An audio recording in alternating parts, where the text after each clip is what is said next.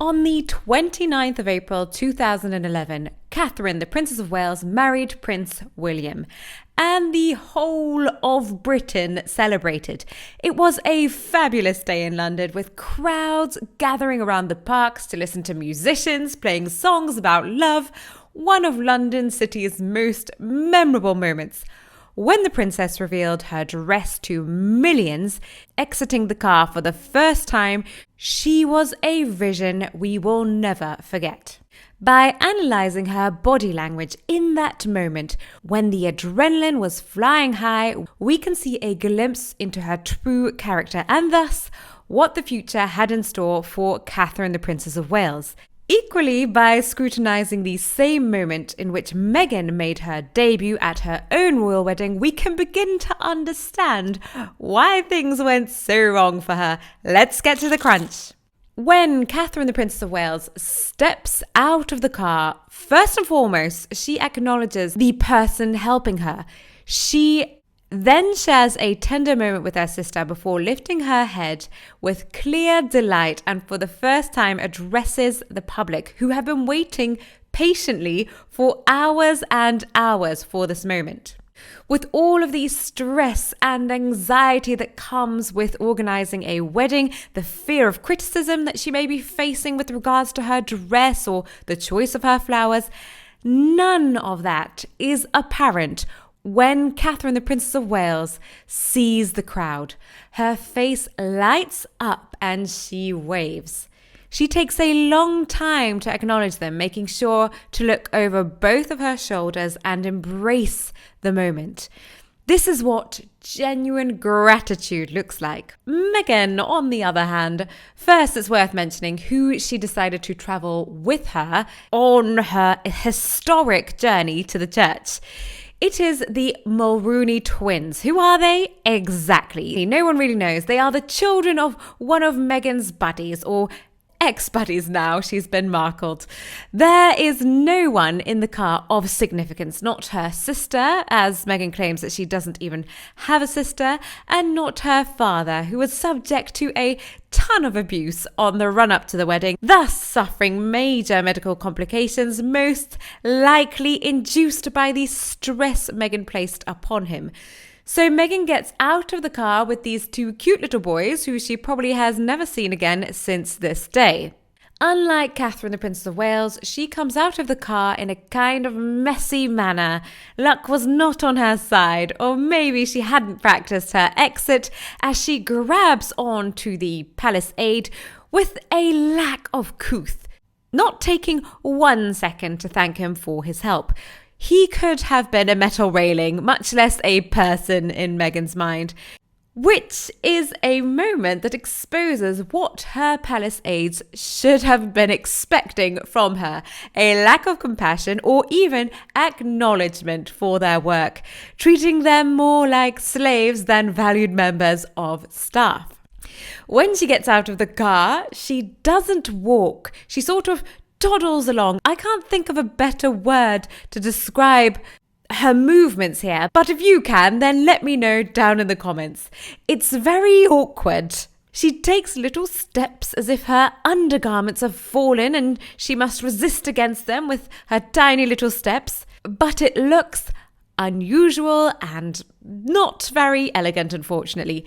There is an aide there to help her, dressed in black. Now, during the rehearsal, there had been an incident with one of the officers assisting there at the car.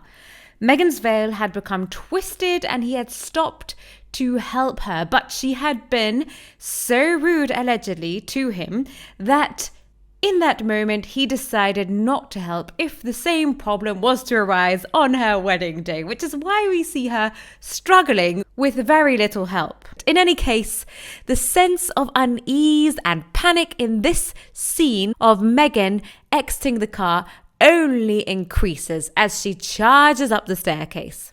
We do not have the same beautiful moment that we witnessed between Pippa and Catherine, the Princess of Wales, in which they share smiles filled with emotion and genuine tenderness.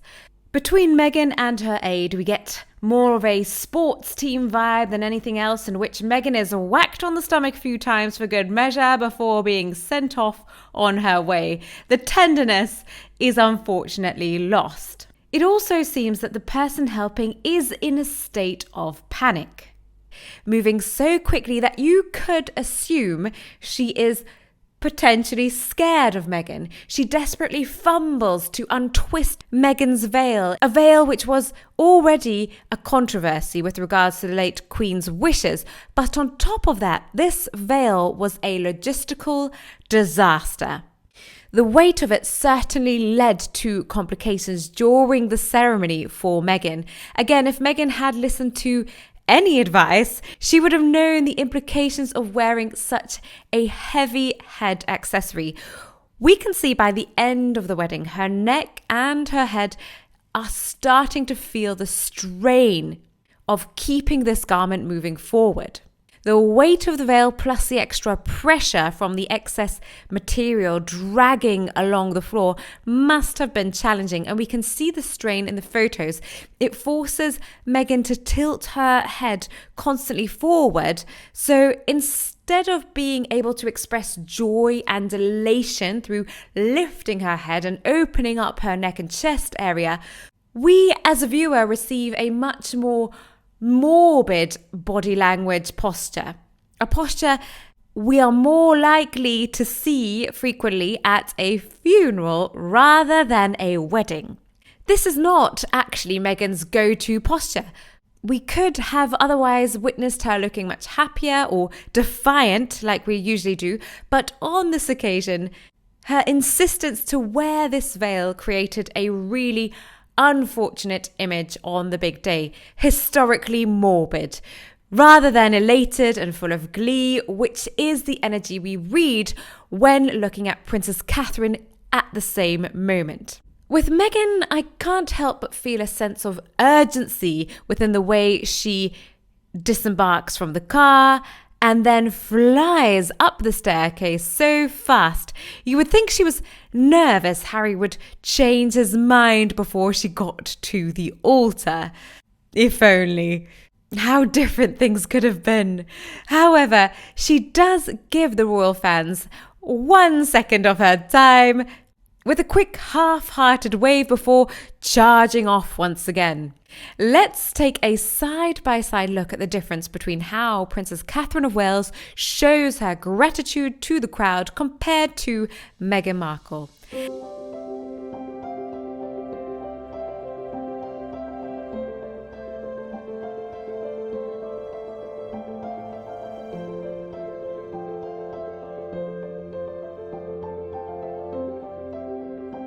And that, my friend, says it all. With regards to Meghan's wedding, someone said, cold black heart. This is unfortunately what we're talking about with this veil, with the top of the body also coming forward. It looks very cold. It's the kind of look we have when we are not happy, rather than the open look she could have had. So unfortunately, she chose the outfit, so she has to deal with the consequences. You make your bed, you lie in it. Someone else said she divided her whole family except from her mum. She divided the royals' whole family. That sums up who and what she is. The problem. Yes, she has been the problem for the last 5 years. Someone else said the dress cost was over $300,000. It should have looked better than this. This really was a big talking point with royal fans and royal watchers.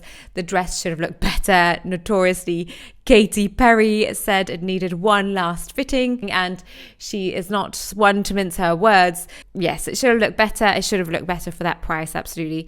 Someone else said it's like a horror movie. Popcorn emoji. And yes, again, unfortunately, because of the way she presented herself, because of the body language that she had throughout the ceremony in which she was pulling her head forward, it does remind me of the Disney movie, The Little Mermaid, when we see that dark look of the evil witch when she's walking up the aisle and her head is lowered and she looks somber and and evil. She's giving off an evil vibe, but it's not what we see normally when we are looking at someone who is happy and elated, such as a ballet dancer in a show. When they are showing off that they are happy and full of glee, they open up their chests. It's very basic body language, and unfortunately the veil just removed the capacity for her to have that posture on this historic occasion, very unfortunately. Someone else said about Catherine, Princess of Wales, she was born to be a queen, such grace and beauty. I couldn't agree more. Someone else said, wow, it's 2024, to think the next wedding like this will be in like 20 to 25 years time when George gets married. This person has obviously completely forgotten about Harry and Meghan's wedding, which is quite funny. The next wedding will be George's. Ooh, it's exciting to think about, isn't it? I can't wait. Hit the like button if you too are related for the Prince and Princess of Wales to celebrate their 13th wedding anniversary, and subscribe to help our Crown family blossom. Be sure to tap the notification bell so you don't miss a future episode, and we'll see you down in the comments.